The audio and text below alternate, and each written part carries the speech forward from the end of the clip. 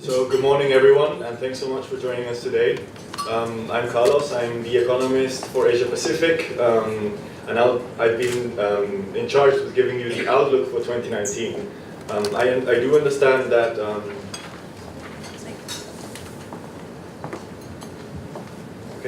I do understand that we've seen a few presentations by the economists already, and that a lot of you are saturated by the numbers and the figures and the charts.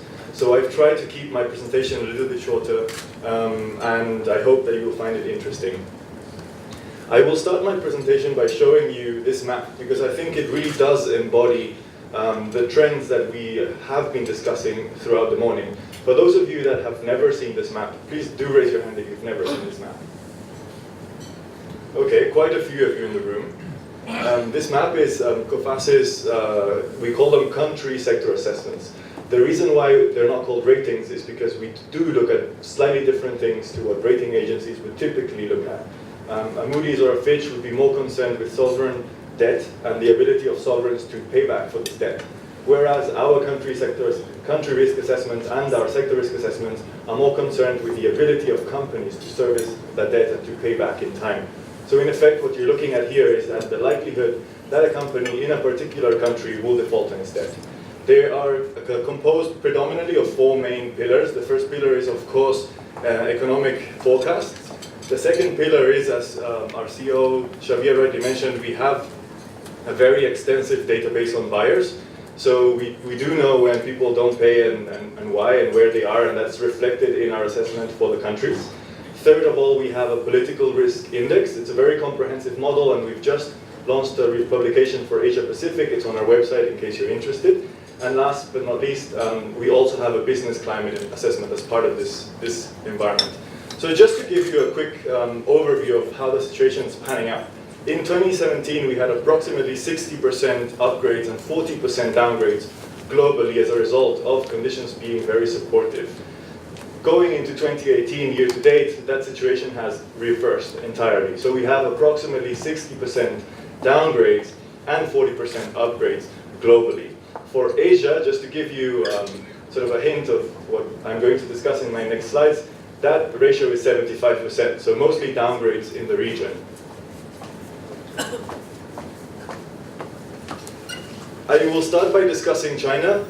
We've discussed China at length throughout our presentations today, so I don't want to talk about the same data points that other economists have been mentioning, but I do want to share the results of something that's very special to Coface.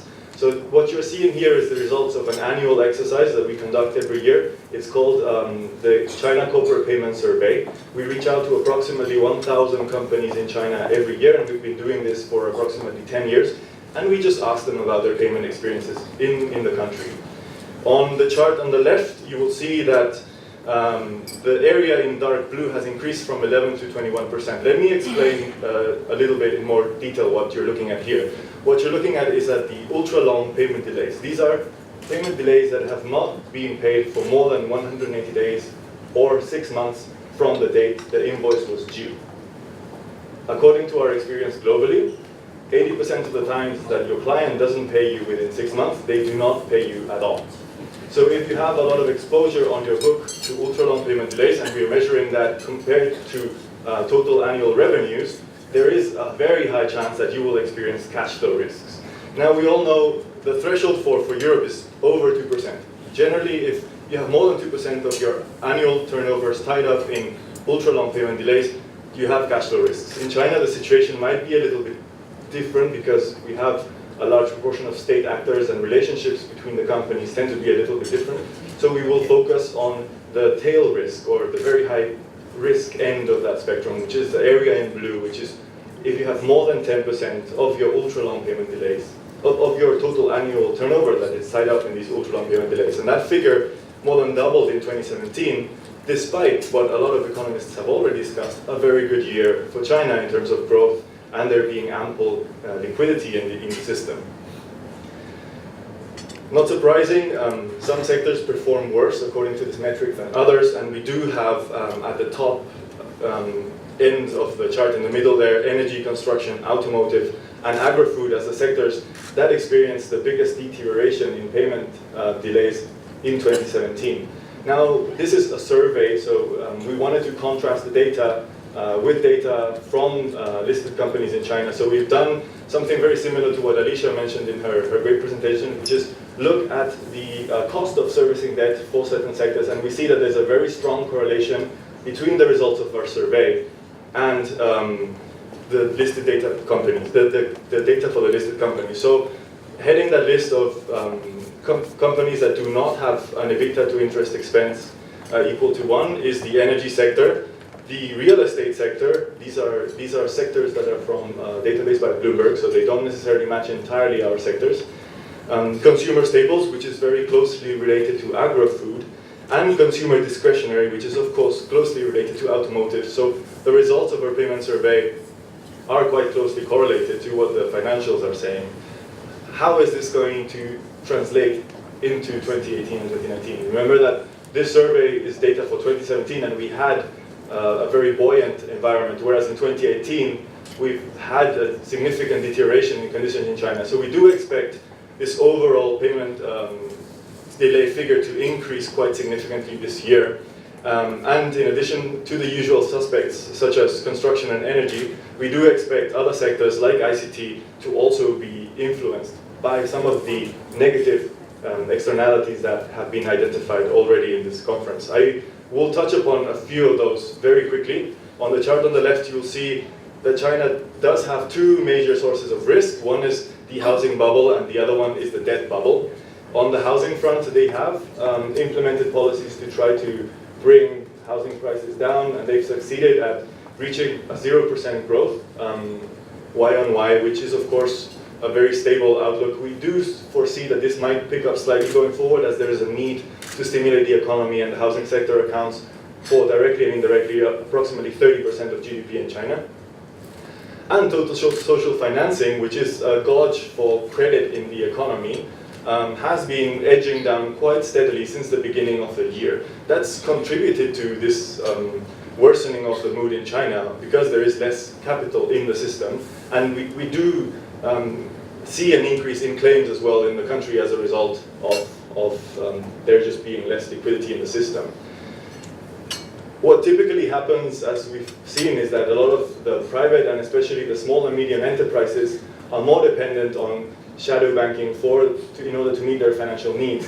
And this decline in total social financing has come on the hand of a clampdown in shadow banking.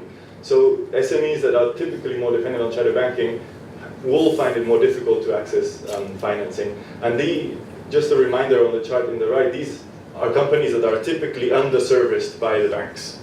So SME loans as a percentage of total loans actually fell in the first half of 2018. That's the bar chart on the right. And SME loan growth actually slowed compared to the end of 2017. So going forward, we do expect that whilst the government might implement fiscal stimulus and monetary stimulus in order to shield the economy from external threats, the SME sector in particular, and especially SMEs in sectors that have very high leverage and that have very poor payment conditions, will continue to struggle into 2019. I've hinted at this, but I couldn't not mention it formally as part of my presentation. Of course, one big risk going forward for China, but also for Asia as a whole, is trade. When I addressed this audience at our country risk conference in Singapore last year, I did show you how export growth was actually increasing over the board for Asia, and I did highlight the risks to this tailwind to growth going forward. This has panned out to be the case, so we do see a decline in export growth. And a lot of this decline is actually cyclical and not related to the trade war. Let's talk about the cyclical factors first. First of all, we have a base effect. Trade in 2016 was very poor. So when we compare growth, we're doing it on a year-to-year basis. And of course, comparing to a very poor year, if you have a good year, artificially inflates your growth figures. So we went from having negative 7.6 growth in China in 2016 to having positive 7.8. Now, on this base effect, we do expect to see a moderation in 2018 to approximately 8%. There is another very important factor, which is prices. So commodity prices picked up significantly in 2017, and going into 2018 and into 2019, we will start to see mixed performance. oil, aluminium, and coal continue to outperform, but we have sectors that are not doing as great. And finally, of course, we have weaker demand coming from developed markets in Europe and North America, and a lot of that is related to the tightening cycle in the Fed. Speaking of which, the Fed has increased rates quite significantly this year, and that has already translated into negative portfolio flows, both in the bond and equity space, as you can see in the chart in the left. And of course, some countries have been more proactive at hiking rates than others. In particular, Indonesia and the Philippines have hiked their policy rate by over 100 basis points since the beginning of the year, but that has not prevented entirely there being a depreciation in their currencies. Going forward, this will continue to be the case as the Fed continues to tighten policy rates, and we are expecting 2, if not 3 hikes in 2019. But not all countries will be affected in the same way.